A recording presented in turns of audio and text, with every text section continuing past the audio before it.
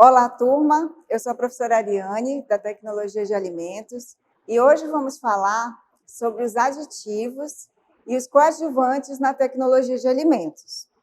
Então, por definição, os aditivos são intencionalmente adicionados aos alimentos, então são substâncias que têm o objetivo de conservar, intensificar ou modificar as propriedades dos alimentos. Existem diversas definições com relação aos aditivos, mas segundo o FDA, é uma substância não nutritiva adicionada ao alimento. De um modo geral, o que observamos na prática é que alguns deles até têm finalidade nutricional, mas todos têm, por definição, realmente, que são intencionalmente adicionados com um propósito específico. Então, eles podem ter a propriedade como agente nutricional, sensorial, conservante, de ampliação do shelf life do produto e como auxiliar no processamento. Então, os aditivos, eles são reconhecidos mundialmente como GRAS e não GRAS. Então, os aditivos GRAS são aqueles que não têm um limite específico e que podem ser utilizados de maneira rotineira, como, por exemplo, o glutamato monossódico, muito utilizado em preparações de comidas orientais.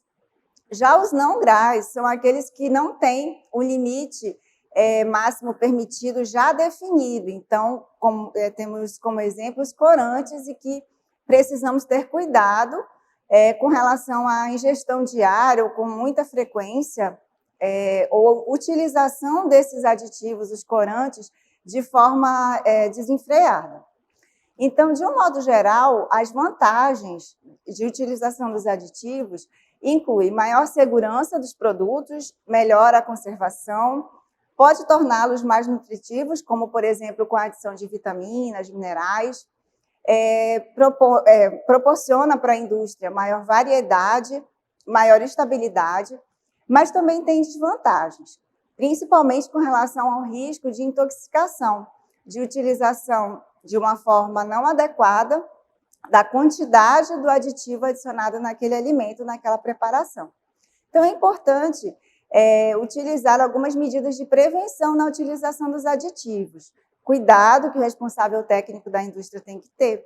Então, buscar avaliações toxicológicas daquela substância, a forma como ela está descrita na rotulagem do alimento, fazer a propaganda adequada e, de um modo geral, que a gente utilize uma variedade na nossa dieta para não estar consumindo sempre os mesmos aditivos dos mesmos alimentos.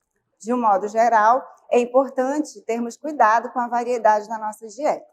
Então, com relação ao aspecto nutricional dos aditivos, eles são utilizados para corrigir alguma deficiência de nutrientes dos alimentos e também para manter a qualidade nutricional nos níveis recomendados para alguns alimentos. Então, isso se aplica no caso de produtos, por exemplo, como leite, margarina, em que são adicionadas algumas vitaminas e também alguns minerais em alguns produtos. Aqui, como exemplo, eu trago para vocês um rótulo, de uma rotulagem de um produto e verifiquem a quantidade de ingredientes e de aditivos também que estão presentes nesse produto e que, pela propaganda, pelo marketing, normalmente ele é direcionado para pessoas que buscam uma alimentação fit, né? Então, uma alimentação que seria mais saudável. Mas aí eu trago a pergunta, será que um produto com essa quantidade de ingredientes e que também tem aditivos é realmente mais saudável ou mais nutritivo? Então, é importante a gente considerar, além do aspecto nutricional, o aspecto sensorial. Então, coloquei aí como exemplo na ilustração a jujuba, né, que tem os corantes como aditivos utilizados na formulação desses produtos, em que o aditivo entra para realçar a característica organoléptica de realçar a cor, chamando a atenção do consumidor. Então, existem vários corantes, né, e a gente... Além disso, a questão do aroma, sabor, e aí eu chamo a atenção, por exemplo, a utilização dos aromatizantes como a baunilha, a canela, que trazem sabor e bem característicos para determinados produtos. Então, é importante, na utilização do aditivo, considerarmos a legislação. Então, mundialmente, existem várias legislações do Códex Alimentários, do próprio FDA, e aqui no Brasil, do Ministério da Agricultura, da Vigilância Sanitária, e que o responsável técnico deve consultar antes para avaliar o nível e a frequência e se é permitida a utilização de determinado aditivo na produção do alimento que ele está pretendendo produzir.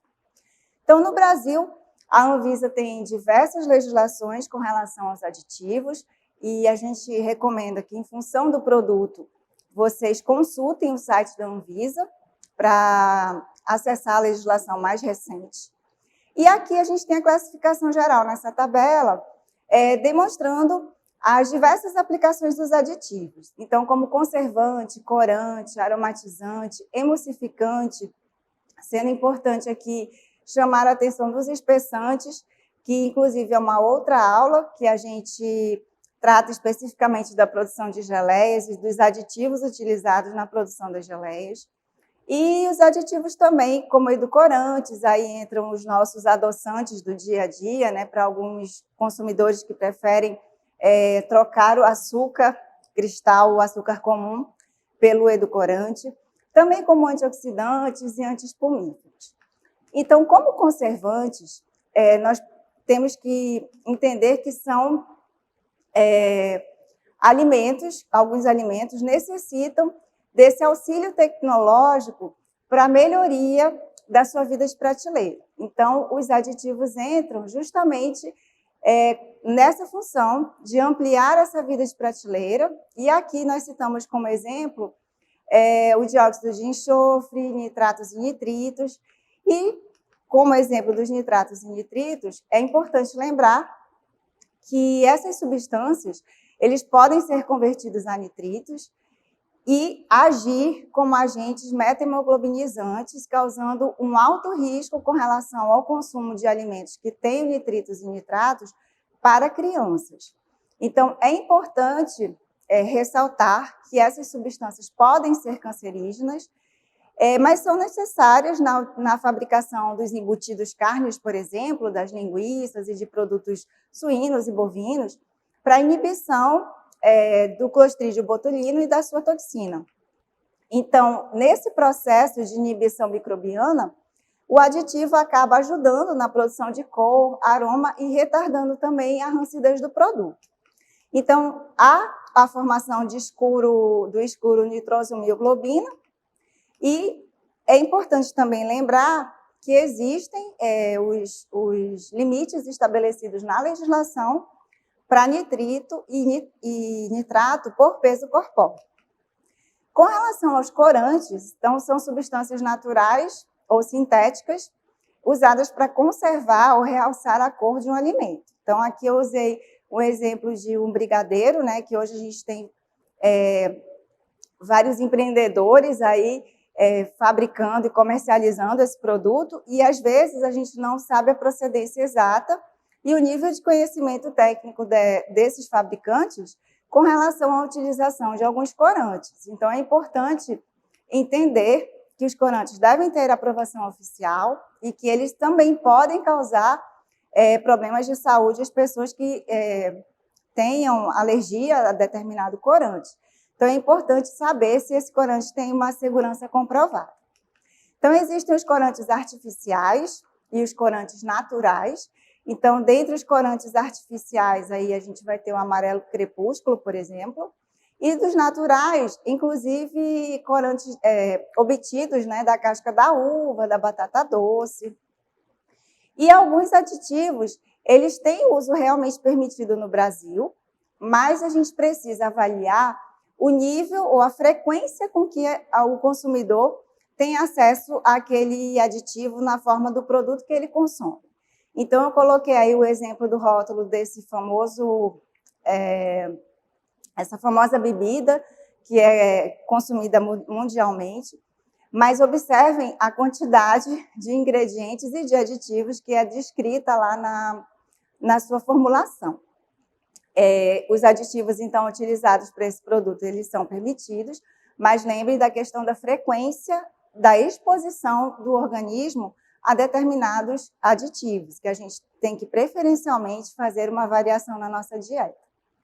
Então, com relação aos aromatizantes, são substâncias que produzem odor, é importante que eles sejam considerados GRAS, ou seja, que podem ser utilizados sem um limite estabelecido como que cause doença. E essa percepção, geralmente, ela é regulada pelo próprio consumidor. Então, aí no exemplo, nós temos o glutamato monossódico, e como aromatizantes, nós temos também os aromatizantes naturais e os aromatizantes sintéticos. Com relação aos adoçantes ou edulcorantes, podemos citar que nós temos os adoçantes nutritivos, que têm mais de 2% do valor de sacarose por unidade equivalente de capacidade adoçante, e os não nutritivos, que têm menos de 2% da mesma característica. Então, com relação aos adoçantes nutritivos, a gente chama a atenção aqui com relação à sacarose, com relação aos polióis. Então, observar que vários desses adoçantes podem ser utilizados, por exemplo, na produção de geleias e de outros produtos de confeitaria também. E a gente tem esses como nutritivos e os adoçantes não nutritivos, que são esses que estão em vários produtos, especialmente bebidas industrializadas, como o ciclamato, a acesulfame e, inclusive, a sucralose. Então, aqui como exemplo, nós citamos 3 tipos de rótulos, de descrição de rótulos de 3 tipos desse refrigerante.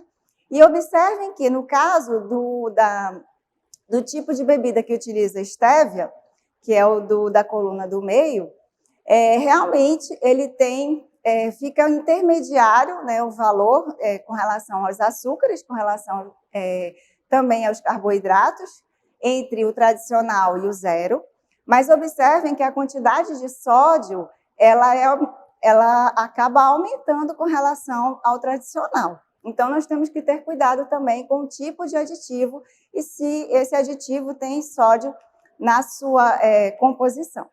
Com relação aos espessantes, nós temos diversas formas de goma e, dentre elas, as que podem ser utilizadas também na confeitaria e na produção de doces.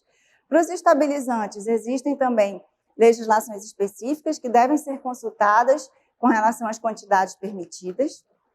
E também chamamos a atenção, aqui nessa ilustração da gelatina, com relação à aplicação do agar-agar, que é um aditivo que forma gel estável em temperaturas superiores à de gelatinização, e por isso é muito aplicado na elaboração de bolos e tortas, porque ele ajuda a controlar a atividade de água e aumentando assim o shelf life, a vida de prateleira de alguns produtos. Com relação aos antioxidantes, é importante lembrar que também existem os naturais ou sintéticos.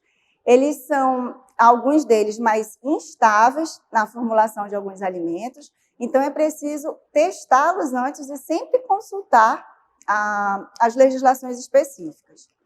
Então, aqui como exemplo, eu trago a questão do produto que é considerado um produto natural, mas ainda assim, observem que na rotulagem vários aditivos são declarados. E com relação ao produto que é chamado de light, então também, além dos aditivos normalmente utilizados em bebidas, como ácido cítrico, ácido ascórbico, para o produto light é também utilizada a goma aguar, que acaba sendo um espessante, além dos aditivos da bebida considerada tradicional. Então, é importante avaliar se realmente aqueles produtos considerados fit, light, que muitas vezes o consumidor considera como livres de determinados aditivos e que, na verdade, pode conter até mais aditivos do que o tradicional. Ainda como aditivos, os acidulantes podem ser utilizados em diversos produtos, como as bebidas, e chamamos a atenção, finalmente, para os umectantes e antiumectantes, que podem ser utilizados na confeitaria e, por exemplo, no panetone aí da ilustração. Então, é importante sempre lembrar que, na utilização de aditivos, precisamos avaliar a quantidade, a frequência E que problema já tem sido relatado nas publicações científicas com relação à saúde dos consumidores, como alguns aí citados nessa tabela. E aqui chamo a atenção para a gente concluir que os aditivos eles são utilizados pela indústria, estão presentes na nossa alimentação e que precisamos realmente ter cuidado com os produtos que escolhemos e com a frequência que os consumimos. E deixo com vocês já a ilustração da geleia, que é a nossa próxima aula.